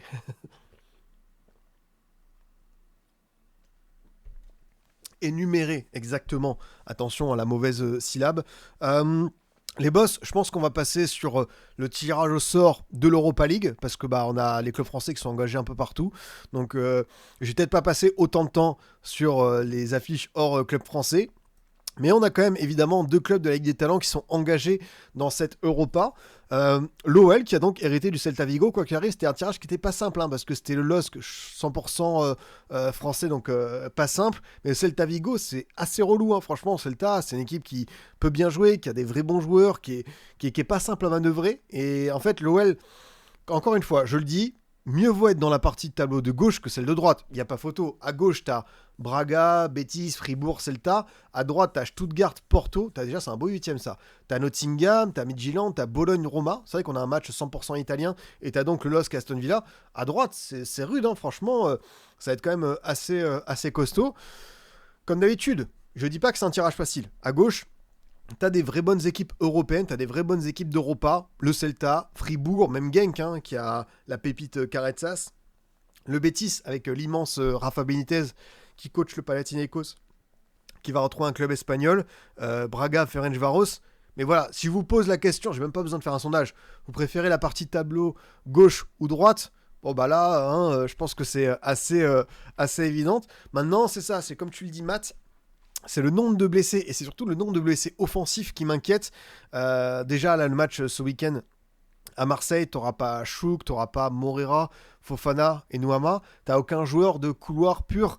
Et bon, bah pour déborder, pour provoquer, il t'en faut quand même. Donc là, t'as vraiment une malédiction sur un poste qui peut être gênante. Je vais vous demander qui va se qualifier. Est-ce que vous voyez euh, juste OL, LOSC, les deux, aucun des deux? Ça peut être intéressant de voir un peu ce sondage, euh, un peu la répartition des différents qualifiés clubs français pour cette belle Europa League. Et oui, oui, c'est sûr que le tirage au sort, il est pas envie de dire béni, mais il est très intéressant. Mais dans ce contexte où l'OL m'a l'air un peu fatigué quand même, hein. On l'a vu sur pas mal de matchs, ça a tenu. Là, ils ont perdu à Strasbourg, ça devait arriver. Là, tu as encore le match de Ligue 1, tu as la Coupe de France derrière où tu reçois Lens. Ça peut ne pas être évident, parce que ouais, du côté de l'OL, t'as Attebourg aussi qui a une petite blessure, mais sinon ouais, t'as Fofana qui doit pas tarder à revenir, t'as Chouk, t'as Enouama, t'as Morera, t'as le match aller qui est dans 13 jours. Est-ce que d'ici là tu peux récupérer un ou deux joueurs, mais est-ce qu'ils seront à 100%? Ça peut être également une petite interrogation. Après, ouais, côté Celta, t'as Pablo Duran, Sotelo, Chervi qui seront peut-être incertains, mais tous les meilleurs joueurs du Celta seront là. Et c'est vrai que cette équipe, bah, elle a quand même pas mal de vieux briscards. Elle a des noms qui sonnent bien européens, quoi. Rien que Yago Aspas, toujours présent. Hier, ils ont gagné leurs deux barrages, hein. Ils ont quand même fait le job avec une victoire 2-1 à l'aller. Ouais, Aspas, Borja Iglesias, Williot Svedberg, j'avais adoré son doublé au Bernabeu, il avait mis un but, une espèce de feinte, enfin vraiment un but de five qui m'avait impressionné. Moriba, ancien du Barça, Marcos Alonso également là, Vecino, Radu, passé par la JOCR il y a quelques années, ancien gardien de l'Inter, qui est très bon cette saison, qui est un joueur vraiment régulier à ce poste. Et tu as Feren Yutla qui peut rentrer, tu as Fer Lopez qui avait mis un but de fou extérieur du pied, tu as aussi Minguesa, tu as Ristic qui est passé par Montpellier. C'est vrai qu'ils ont un petit banc. C'est peut-être, tu fais la comparaison 11-11, tu peux dire, bon, le Well a son mot à dire, mais franchement, cette équipe, ça pue le traquenard. Le LOSC s'est incliné là-bas, c'est tout sauf un cadeau de tomber contre cette Aston Villa là, quoi. Attention au terrible Starfelt. Non, mais je sais qu'il y en a qui surveillent des joueurs, mais pareil, je ne veux pas, comment dire, on va pas non plus se faire des nœuds au cerveau et trop se complexifier la tâche. Tu choisis la partie tableau à gauche, la partie tableau à droite. Je pense que normalement la réponse elle est unanime. Ce qui ne veut pas dire qu'on va sous-estimer le Celta, qu'on va dire que Fribourg, Genk, Betis, Braga c'est des pipes. Mais très clairement, oui, si l'OL veut croire en son rêve européen et atteindre la finale, ouais, il y a une partie tableau qui est plus accessible maintenant. Bah, est-ce que tu vas pouvoir être à 100%? Quel joueur tu vas pouvoir récupérer? T'as aussi, il faut pas oublier, tu as le retour qui sera au parc OL, au Groupama. L'important, c'est dans ce stade du Celta de limiter la casse et de ne pas repartir avec un écart trop conséquent, mais même un but de retard, je pense qu'ils peuvent le renverser. Mais croyez pas, hein, je pense que le Celta aussi, ils sont pas contents de tomber sur l'OL. Hein. Ils vont voir que Fonseca, et c'est là aussi où j'aime bien ce coach, c'est qu'il prépare très bien ses rencontres, même en ayant beaucoup d'absents. Là, pour le coup, tu vas peut-être en avoir trop, notamment sur ce secteur offensif. Mais voilà, peut-être que tu auras un Amner, un Maitland Nice plus haut. Est-ce que Karabek, qui a pas mal déçu, peut faire quelque chose? C'est quelque chose, quoi. En vrai, pour moi, le juge de paix, c'est l'éventuel quart contre un Fribourg qui a les qualités pour te bouger. Si tu passes derrière, tu dois avoir peur de personne. Non, c'est pas mal comme interrogation, hein, parce que Fribourg, très belle équipe européenne. Pareil, hein, avec Johan Manzambi, je vous en ai parlé je ne sais combien de fois, avec Vincenzo Griffo, avec tous ces joueurs-là. C'est vrai que Fribourg, ils ont aussi de l'artillerie. Mais voilà, l'OL, franchement, ils peuvent, en sachant qu'à chaque fois, ils reçoivent en retour. C'est quand même un avantage qui n'est pas négligeable. Mais voilà, on est d'accord, la partie de tableau de droite, si le LOSC, imaginez le LOSC doit aller en finale. Ça fait, ils doivent taper Aston Villa, ensuite potentiellement la Roma, et derrière sortir soit Nottingham, Porto, Stuttgart, Midtjylland. Le parcours du LOSC, là, serait légendaire. Mais quoi de plus légendaire pour Bruno Genesio que d'avoir ce regroupement d'équipes, et lui, il va peut-être se régaler, le bon Bruno, quoi. Ouais, vous êtes pour l'instant juste l'OL à se qualifier 64%, les deux vous êtes 29%, et 7% aucun des deux, et juste le LOSC 0%. Donc pour l'instant, vous voyez quand même plutôt l'OL se qualifier, si je fais répartition pourcentage, ouais, à plus de 80%. Donc c'est quand même belle part de confiance. Et comme tu le dis, hein, Pompavelos, c'est vrai que tu peux faire beaucoup d'équipes qui s'entretuent, entre guillemets, qui peuvent être fatiguées, et ça peut avoir son incidence. Je vais juste rappeler peut-être le parcours du Celta dans cette Europa League. Le Celta Vigo, du coup, qui a perdu contre Stuttgart, qui a gagné 3-1 contre le PAOK, qui avait déjà affronté en phase de groupe avant le barrage, qui a battu Nice, gros exploit évidemment, qui allait gagner 3-0 à Zagreb, qui a perdu 3-2 contre Ludogorets, qui a perdu 2-1 à la maison contre Bologne, qui a battu 2-1 le LOSC. Et tu vois, il y a quand même des résultats intéressants à domicile, mais Bologne est venu s'imposer chez eux. Donc, tu vois, même là, ils peuvent avoir quand même leur petite faiblesse dans leur stade, avec cette tribune, ce virage, où on sait que c'est en construction, mais que t'as genre, je sais pas, j'ai l'impression que t'as juste une dizaine de rangées, donc c'est assez impressionnant. Et le PAOK, bah, ils ont battu 2 fois quand même, hein. Le PAOK qui était invaincu à domicile en Coupe d'Europe depuis un bon moment. Donc, vraiment assez sympa. 10 matchs joués, 6 victoires, 18 buts inscrits, quasiment 2 en moyenne. Ils ont quand même un effectif qui est pas mal du tout. Regardez-moi ça là. Ça ressemble pas à une terreur ça. Iago Aspas Prime qui est toujours là, 38 ans, qui continue à planter, à marquer, à avoir des stats qui sont propres, hein. 3 buts, 3 passes D en 10 matchs. L'ancien il est là quoi. Franchement, Iago Aspas, Borja Iglesias, je sais qu'il y a beaucoup de bons joueurs, hein. Je vais parler de Zvedberg, quelqu'un a parlé de Starfelt tout à l'heure. Il y a Moriba aussi, parce que c'est un nom qu'on connaît bien, les Minguesa, Alonso, tout ça. Mais moi, le duo de tonton, là, Iglesias, voilà, Aspas, moi, franchement, hein, c'est pas simple hein, de tomber sur eux. Iglesias, c'est 2 buts et 2 passes D, donc moins prolifique que Aspas. Donc, et lui qui a 33 ans pour le coup. Donc, ouais, l'OL qui a quand même un calendrier qui va pas être ultra simple, je pense, d'ici là. Peut-être refaire peut-être le calendrier, ouais. Ça dit quoi pour les deux équipes?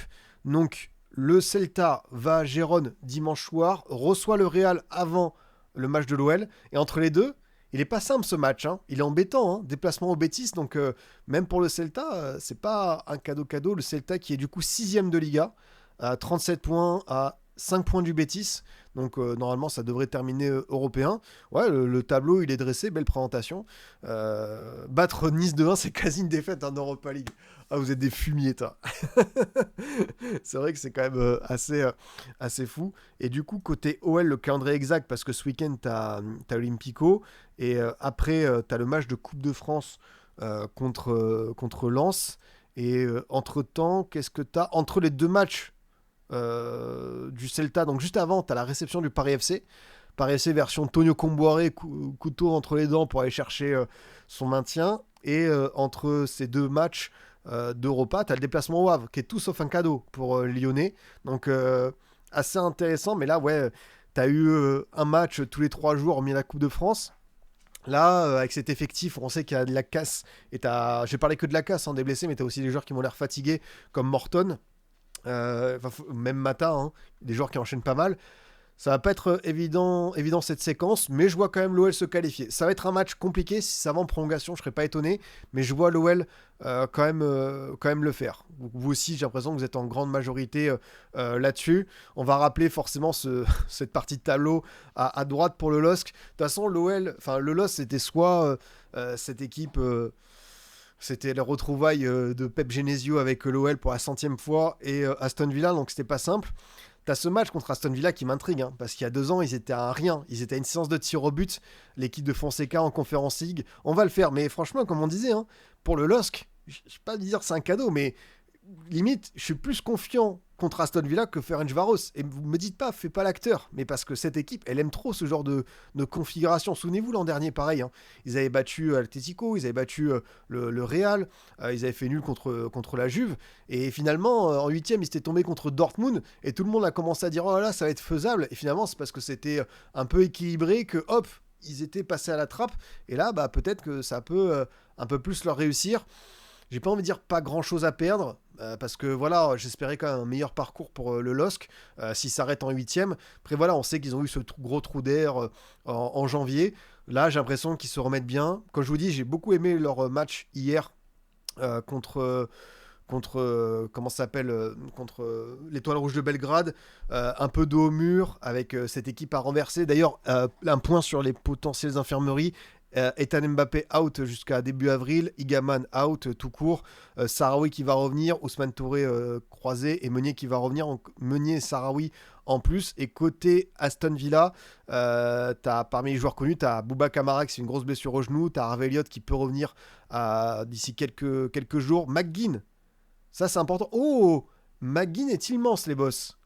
Ça, par contre, ça change quelque chose. Parce que McGinn, qui est un peu le supplément d'âme, le tonton écossais, là, avec sa célébration greedy incroyable, mais Tillmans, enfin, deux joueurs que je trouve très très bons sous Unai Emery, sous la version Aston Villa d'Unai Emery.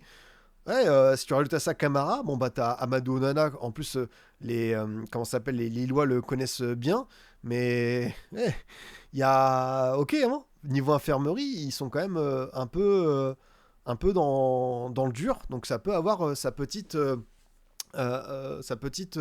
incidence. Et ouais, Boadi qui va leur apprendre le foot. J'ai adoré le match de Boadi hier. Je trouvais qu'il était tellement intelligent, tellement bien accompli. Vraiment, ce gars-là. Et ce qui me fait plaisir avec lui, c'est que le LOSC soit au top ou que le LOSC soit main bien, il va toujours te faire des matchs 6, 7 sur 10. Même en latéral droit, on l'a mis, il a fait le job. Et à 18 ans, c'est un peu une anomalie. Hein. C'est fort de réussir à toujours être dans de très bons standards. Bien sûr, il y a des matchs où il va peut-être être moins épatant, éblouissant, parce que ce qu'il a fait à 17 piges contre le Real, c'est fantastique. Mais Boadi, hier, le match, c'est dans la continuité de sa saison. En plus, je trouve que balle au pied, il y a de plus en plus de petits risques qui sont pris. Donc, Boadi, moi, il me fait grandement plaisir. Boadi, c'est quoi son meilleur rôle pour toi? Moi, je l'adore dans un double pivot ou même sentinelle seul, ça pourrait aussi avoir son importance. Et quand je vous dis, on a terminé le live un peu débrief barrage LDC, on avait les compos du LOS qui étaient tombés. Moi je trouve cette compo c'est la meilleure dans l'état actuel pour aller chercher des résultats sur cette fin de saison. Ça va continuer ainsi. Après t'as un petit banc, hein. J'ai bien aimé l'entrée de Mouko, franchement, qui a fait un de ses meilleurs matchs depuis un paquet de temps. Ngoy qui marque très très bien pour lui et ça montre que le bon Pep a eu du flair de sortir Thiago Santos qui revient bien lui également. Ça fait plaisir, hein, parce que très bon joueur de foot Thiago Santos, et pour avoir du danger côté droit, avoir un Thiago Santos en jambes, ça peut changer pas mal la donne. Mais Ngoy qui marque avec un joli but bien construit, avec la remise de Mouko, Ngoy qui plante, c'est top. Et tu te laisses sur le banc Edjouma, Diaoun, Bentaleb et quelques petits jeunes. Bon bah t'as pas le banc le plus extensible, mais au moins ce qui peut être sympa pour Genesio en cette fin de saison, Ligue 1 plus Europa, c'est que tu as ton 11 identifié. Donc maintenant, il va falloir aller chercher ces résultats un peu... Fernand Espardo, le poulet sans tête, hier, il est sur ce but. Hein. Il fait un débordement qui est génial. Franchement, c'est ça qu'on apprécie chez lui. Mais pour une bonne action, c'est vrai que des fois, tu vas avoir 3-4 opportunités qui va gâcher de manière assez incompréhensible. Et c'est vrai, comme le dit Pep Guardiola, il y a Douglas Luiz qui a été recruté, lui qui était à Nottingham, qui n'avait pas beaucoup joué, qui s'était révélé à Aston Villa, qui était passé par la Juve, vous n'avez pas forcément pris. Donc c'est vrai que Douglas Luiz, Onana versus André Boadi, belle bataille au milieu de terrain. Mais le LOSC, voilà, t'as pas non plus beaucoup de monde. Enfin, McGinn, Tillmans, Camara absent côté Villans. C'est franchement pas simple du tout. On va juste peut-être se revoir le parcours d'Aston Villa qui a donc terminé top 2 en compagnie de l'OL. Donc Aston Villa a battu Bologne, a gagné contre le Feyenoord, a perdu contre les Go Ahead Eagles, a gagné contre Tel Aviv, a battu les Young Boys, a gagné à Bâle, a gagné 1-0 à Fenerbahçe et a battu 3-2 Salzbourg. Donc pas forcément des gros scores, mais une vraie belle régularité dans ses résultats, parce que ça fait 7 victoires, une défaite, 14 buts marqués, 6 buts concédés. Donc t'as quand même pas mal de petits clean sheets pour cette équipe d'Aston Villa. Peut-être se revoir juste les calendriers. Ça dit quoi pour Aston Villa qui joue ce soir à Wolverhampton du côté de Molineux. Ensuite, il n'est pas évident ce calendrier d'Aston Villa. Hein. Alors peut-être, hein, parce que t'as les Wolves, t'as pas la coupe. T'as Chelsea une semaine avant le LOSC, donc le LOSC va enchaîner un match 3 jours avant, alors qu'Aston Villa aura une semaine de repos, mais Aston Villa ira entre les deux rencontres face au LOSC du côté de Old Trafford United. Deux belles affrontations entre ça, pourquoi pas, hein, pourquoi pas. Côté lillois, t'as Nantes qui arrive dimanche, c'est ça. Ensuite, tu reçois Lorient.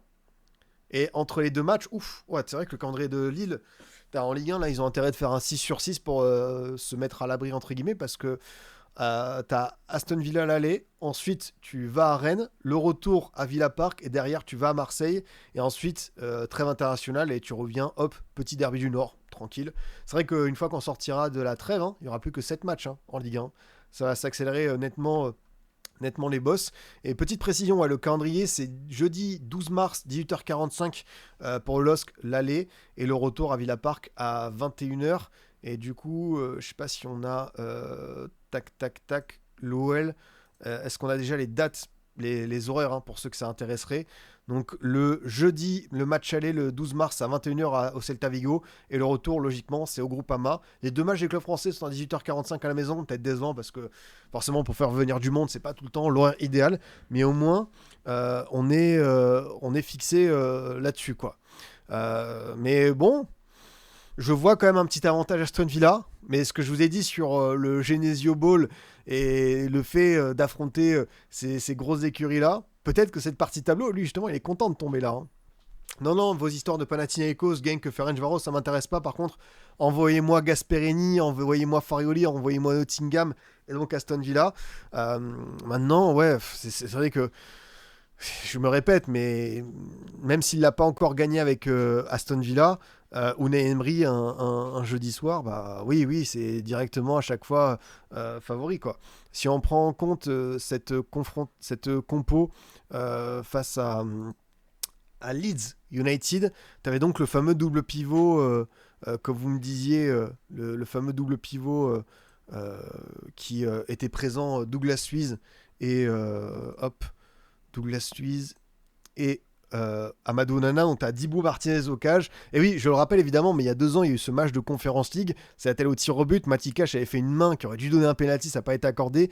Dibou Martinez, le retour en France, qui avait été hué, qui avait pris un jaune lors de la séance de tir au but, donc assez fantastique. En rappelant qu'un gardien peut prendre 2 jaunes, parce qu'il avait pris un jaune déjà lors du temps réglementaire, il avait pris un second lors des tirs au but, et il n'avait pas été expulsé. Les gens étaient là, donc pas mal avaient découvert cette règle. Donc tu as une défense Cash, Konsa, Minks, Madsen, double pivot Louise Onana, Bailey, Rogers, grosse saison, Buendia et Watkins. Et comme tu le dis, Tammy Abraham.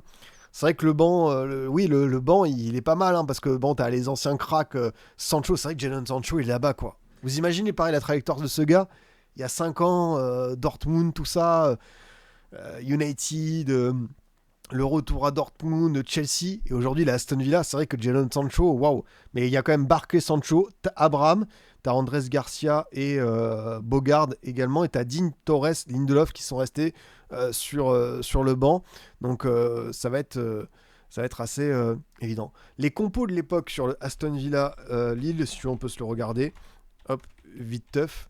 Tac. Donc but de Yazici et Benjamin André, réduction de l'écart de Mati Cash. Donc les compos, c'était Lucas Cheval et Thiago Santos, Diakité Yoro, Ismaili qui était rentré en jeu, donc Goodmanson qui était présent également, remplacé par Cabella, André Bentaleb, Angel Gomez qui avait remplacé Haralson, Ivan Cavallero, l'immense qui avait remplacé Aichi, et David en pointe. Et t'avais sur le banc Thiago Moraes, Alessandro qui était là, Boadi déjà présent, Ousmane Touré. Et côté Aston Villa, l'équipe, elle a quasiment pas changé, parce que t'as Martinez, t'as Cash, t'as Torres, t'as Konsa, t'as Digne, t'as McGinn, t'as la légende John Duran, éphémère, Douglas Luiz, Tillmans, Zaniolo, et oui, remplacé par Rogers, Bailey et Watkins.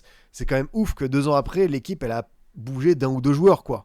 Pour un club anglais, c'est quand même assez dingue. Donc ouais, franchement, comme toi, Juanito, j'ai hâte de ce match. Je pense qu'on va avoir du très bon spectacle et ça va être très intéressant de voir comment le LOSC va aborder cette rencontre. Ça va bien embêter cette équipe. Je mets quand même un petit avantage à Aston Villa. Mais bon, comme je vous dis, il n'a pas encore remporté Unai Emery, une compétition européenne. Il l'a fait avec Villarreal, il l'a fait avec Séville évidemment, mais avec Aston Villa, pas encore. Donc est-ce que Pep va réussir à instiller le doute? Ça va être assez intéressant. Comme prévu les amis, on va terminer avec la fabuleuse Pipion League. Pas besoin évidemment de vous demander tous les logos de ces clubs, je pense que vous les connaissez. Mais très intéressant le tirage au sort de Strasbourg. Franchement, je vais pas dire que c'est une autoroute jusqu'à la finale, mais vu le niveau de l'équipe et vu les potentiels adversaires, il y a de la méfiance. Mais Strasbourg, on le rappelle, et a terminé top 2, comme Tcherno, les Polonais. Donc Strasbourg recevra à chaque fois la Méno. Alors bien sûr, il y a toujours l'histoire des supporters avec Blouko, tout ça. Mais voilà, c'est quand même une belle ambiance et ça peut être la foudre. Donc Strasbourg peut à chaque fois renverser la situation à la maison. Donc on rappelle qu'ils sont tombés contre les Croates de Rijeka, potentiel quart de finale face à Olomouc ou Mayence. Sinon, en demi-finale, c'est soit Samsunspor, Rayo Vallecano ou Craiova et l'AEK Athènes. Dans l'autre partie de tableau, on a du coup Lech Poznan, Shakhtar Donetsk qui affronteront en quart de finale le vainqueur d'AZ, le club d'Alkmaar contre le Sparta Prague. Et dans le parti tableau, ça c'est très intéressant, Crystal Palace contre l'AEK Larnaca et la Fiorentina contre Tchersno. Donc très concrètement, tu évites le Shakhtar, tu évites Crystal Palace, tu évites la Fiorentina.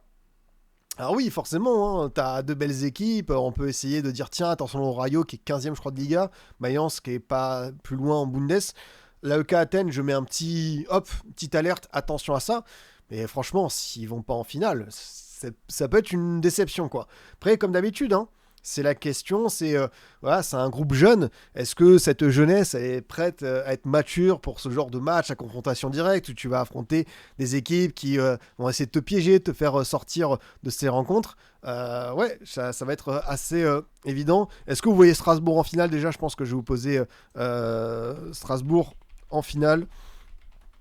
Oui ou non. Quoi qu'il arrive, bah, c'est vrai que cette compétition, les clubs français ne l'ont pas remportée. Désormais, il n'y a plus des histoires. Bah, c'est comme pareil pour l'Europa League. Tu n'as pas de reversé d'Europa League. Parce que si tu as eu des reversés d'Europa League, là, tu aurais pu te retrouver. Bah, par exemple, si on fait les équipes qui ont terminé 16-24, peut-être tu aurais pu te retrouver avec du LOSC, tout ça. Donc, pas simple à aborder.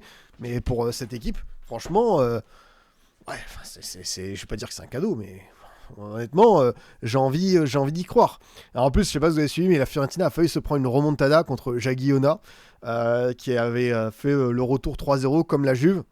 Mais derrière, en prolongation, la Fiorentina a marqué 2 buts.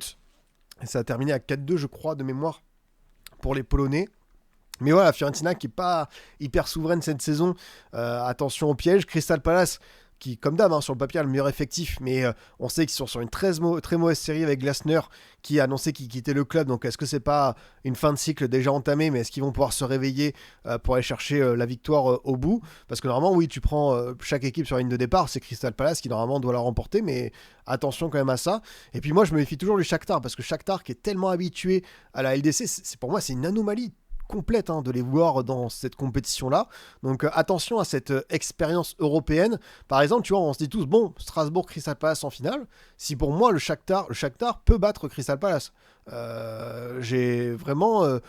si je devais miser sur une finale aujourd'hui, ce serait peut-être ça. Après, évidemment, comme je suis très très mauvais en Paris, pour ceux qui suivent hors-jeu et prédits Ligue des Champions, Lech Poznan va sortir le Shakhtar et Strasbourg va paumer contre Mayence en quart de finale. Ça peut être très clairement le cas. Ouais, les absents côté Rijeka-Strasbourg, donc match aller 18h45 jeudi 12 mars, donc le retour sera une semaine après le 19 à 21h à la Méno. Rijeka, ça dit quoi? Donc Rijeka a perdu contre Noah, a gagné contre le Sparta Prague, un partout contre les Red Lincoln Imps, le club de Gibraltar, 0-0 contre l'Arnaca, victoire 3-0 contre CGE, 0-0 contre le Shakhtar, pas mal, et ils ont gagné 1-0 à l'aller contre l'Omonia en barrage et 3-1 au retour, donc ils ont fait le job. C'est 4 victoires en 8 matchs, 9 buts marqués, 3 concédés, donc c'est vrai que c'est plutôt une bonne défense, c'est pas spectaculaire, donc peut-être une équipe qui va aller... embêter nos petits Strasbourgeois dans ce sens. Quelqu'un demandait ça dit quoi Mayence? Parce que ouais, c'est vrai qu'on se projette forcément peut-être assez vite sur le quart de finale, mais il faut déjà que Mayence eux-mêmes passent le Sigma Olomouc. Mayence qui était à un moment donné un peu dernier, je crois, de mémoire, qui là s'est quand même bien remis. Olomouc qui a quand même éliminé Lausanne, qui a fait une belle phase de groupe, donc attention à ça. Mayence, si on prend la compo, Mayence, t'as Stéphane Poche, t'as Kei Susano, japonais, un joueur que j'aime bien, Dominique Kor, t'as Nadim Amiri, t'as Silas, un bon attaquant de Bundes, t'as Paul Nebel, t'as quelques noms connus. En vrai, je pense que Strasbourg peut faire le job. Hein. Franchement, je n'ai pas non plus envie de vous survendre Mayence. Mais c'est vrai qu'il y a quelques temps, ils étaient dans le lourd. Le Sparta Prague sera en demi-finale, je l'annonce. Ça, j'aime bien ce genre de take. Hein.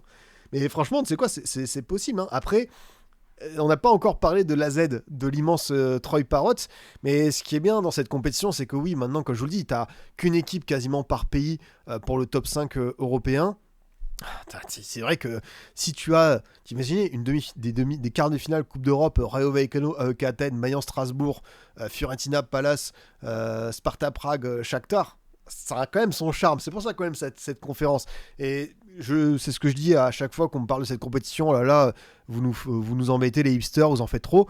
J'ai jamais eu envie de surmonter cette compétition. Je sais que voilà, c'est pas ce qu'on doit prendre au sérieux, mais je pense que quand tu es supporter d'une équipe comme ça, que tu as l'occasion de vivre une épopée européenne, que tu n'as pas les moyens, tu n'as peut-être pas la saison idéale pour aller en Ligue des Champions en Europa, bah te faire ton petit kiff européen. Tu vois, les Strasbourgeois, s'ils se retrouvent en finale de cette compétition, bah ils s'en souviendront. Et pareil pour les mecs du Sparta, les mecs, tu vois, les équipes comme ça, la Samsung Sport, AEK Larnaca, ils n'ont pas l'occasion de faire des huitièmes de Coupe d'Europe tous les jours. Donc chacun va trouver son bonheur là il doit. Et je pense que pour les équipes de cette conférence, ça peut quand même satisfaire. Ouais, comme tu le dis, Megalex, l'Europa League avec Nantes, quel kiff.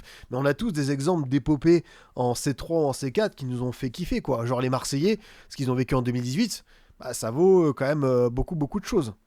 Donc franchement, quand j'ai vu le tirage au sort de Strasbourg, de toute façon, si Strasbourg était dans l'autre partie, là, Fiorentina et le quart contre Palace, là, j'aurais dit, attention, ça va être quand même pas mal de matchs rudes. Mais franchement, j'y crois. J'ai envie d'y croire pour cette finale.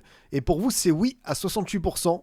Le Racing sera en finale de la prestigieuse Pipion League. Et écoutez, désormais, bah, on lance, j'ai envie de vous dire, cette fin de saison. Hein, parce que là, on est parti. Il reste... on va attaquer ces huitièmes dès le 10 mars. Et voilà, ça va être un sprint final de 2 mois et demi jusqu'à la finale de la LDC. Après, on aura la Coupe du Monde. Donc, reposez-vous bien, hein, parce que je pense qu'on va entamer quelque chose d'assez fou, quoi. En vrai, Pipion, on y croit à 3 clubs français dans les 3 finales de Coupe d'Europe. Une équipe en finale, déjà, serait bien. Les 3, franchement, moi, j'adore ma Ligue des Talents. Mais là, tu vas là, tu vas quand même assez loin. En tout cas, merci beaucoup les amis de m'avoir suivi, de m'avoir accompagné pour faire ce gros récap tirage au sort huitième de finale. Comme ça, on a pu parler de tout. Ligue des Champions, Europa, conférence. Vous êtes fixés, vous avez toutes les clés. Je n'ai plus qu'à vous souhaiter un bon week-end. Ce qui est très bien, c'est là, vendredi soir, paf, on a un Strasbourg-Lens pour lancer la journée de Ligue 1. Donc ça va être assez fantastique. Un prono pour ce soir, je vois bien un match nul. Après, c'est un match qui est super ouvert. Franchement, Strasbourg, on a vu ce qu'ils sont capables quand ils se chauffent comme contre l'OL. Lens doit se relancer, mais je vois bien un match nul avec des buts. Genre un 2-2, ça peut le faire. En tout cas, c'était super plaisant. Merci à vous. Comme toujours, le rappel, la modératrice au chat. Tout est disponible sur YouTube, la rediffusion également en podcast, le COP de Scipion, Deezer, Spotify et Apple. On est également disponible sur Spotify pour ceux qui voudraient me regarder en vidéo. Je vous souhaite un très bon week-end. Et puis nous, on se retrouve dimanche soir. Et les amis, dimanche soir, on se retrouve après quoi? Après l'Olympico, le Marseille-Lyon qui s'annonce aussi fantastique. Donc passez une très bonne soirée. Merci à tous ceux qui sont abonnés. Je vous dis à très vite les boss. Salut à tous.